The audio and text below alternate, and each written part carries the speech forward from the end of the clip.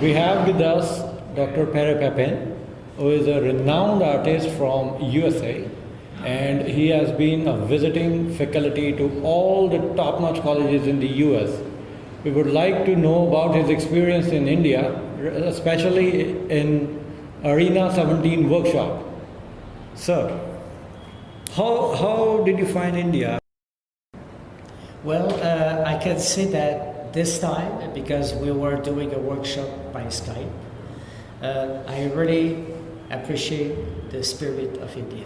I discover and I enjoy the spirit of India. Thank you. Surrounded by you.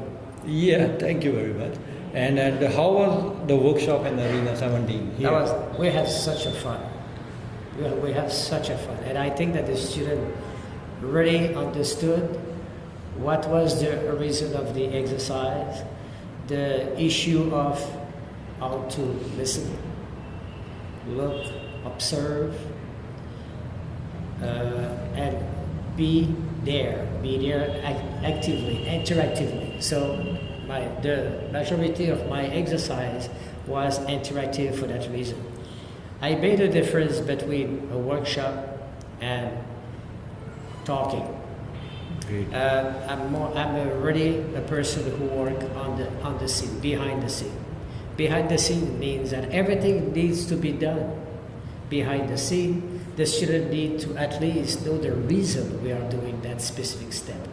So we have so many steps, and all the steps they are understood. The student changes his way to see things, change his way to see what animation is, and at the same time respond much better. And when I was doing this activity that we did this crazy machine, I was trying to help them to say this is a team effort. The machine will work if everybody participated. If one of the part of the machine is not functioning, the motor will never start. So that was this kind of experience to live, and they have a lot of fun, but it was not an easy assignment either. But they understood the process, and they were responding pretty well at the end about working together. That was one of my objectives of this assignment. Great. And how did you find the overall environment of our academy? Well, I think I discussed with the director and the person who's in charge, the two persons who's in charge of this institution. I didn't see exactly what's going on until a while, because I look at the brochure. After that, I talked to our friend, and he was explaining more what the process was. I had a little bit of difficulty to see what I was teaching, where I was in the process. Okay. So I don't know if you still have this approach of behind the scene to help the student to understand what animation is. And that was my intention to show to them, to the student, how important it is, the behind the scene. It's not the result is important. It's the preparation. It's the step-by-step process to understand what animation is.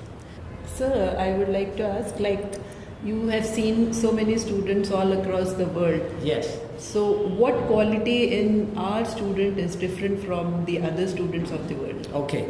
Well, I don't know if we can say, if we can formulate like that, because each country has a different issue. Mm-hmm. But what I want to say is, we see almost the same thing across the planet. When I was in the Middle East, I saw a lot of things similar here. Okay? Example, the student who want to really do something, we have the student in the middle is not sure about, and you have the third one and is just not sure at all. So we have this three category, but the issue to be in teaching animation is to establish a kind of serious communication, a kind of I can trust them, they can trust me. When they start to have that level, you can do whatever you want with them. And that's what I was trying with your group, because that was the first time I was just, I was arriving from another country, boom, like this, and I need to teach. So it's the diversity of the student, the experience they have, the mentality. I didn't know nothing about their background, and even was not sure that I can go through this assignment, because if I had an idea about their background before they were coming, maybe I would change my mind the way to approach. And I just my adjustment is really easy, because I know what they are looking for. But there is a different way to approach a group of students for the same assignment. So I believe that if I do workshop, there is a really serious reason for that. It's the mutual trust. When the mutual trust is established, you have another level of communication. And this level of communication is completely different.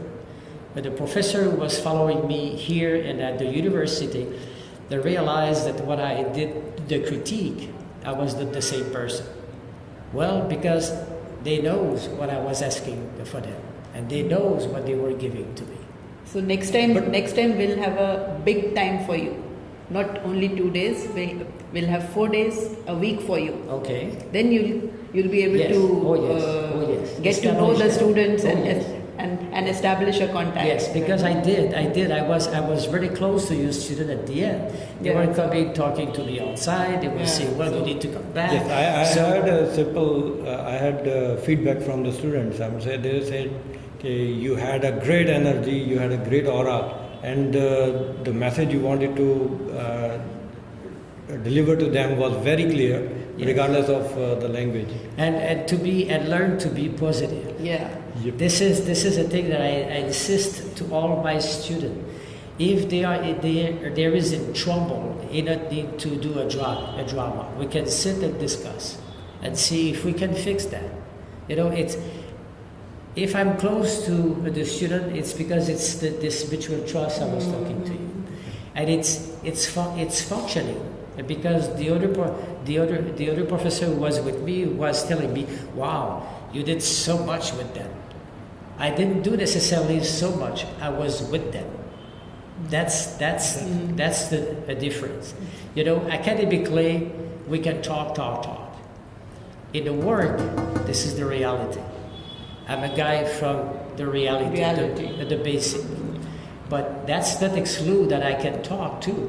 That's not exclude that I can give a paper. I had the intention to bring a lot of material, but I didn't have really a chance but I had so many things that next time I will show you. Yeah, You definitely. will be so surprised what the material I can bring here. It's just amazing.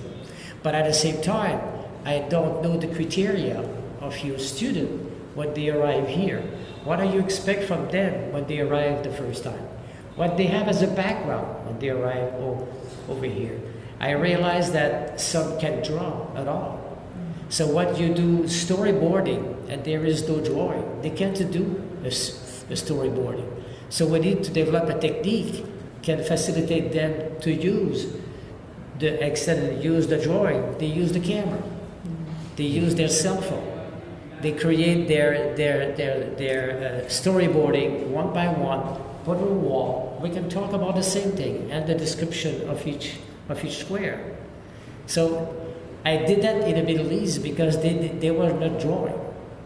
So plus they need to create that scene where they need to create a little story. I said, I can talk to your story if you can explain to me the story. So they were taking shot of different position. They were writing what they were doing. That's working. There is so many ways, so many facets, so many possibilities that you can adapt yourself to what the students are. Example, I'm coming back here, my first time will be to talk to each one and knows what they knows and knows what they don't know. That will help me a lot to build my program. Next time I'll plan a week workshop for you. Sir, on behalf of Arena, I would like to thank you, and I would like to extend my thanks for visiting here and sparing your time That was a great Yeah, pleasure. thank you very much. Thank you very much, sir. And I was excited to finish to meet the guy humanly. Thank you, sir. Thank you. Thank you.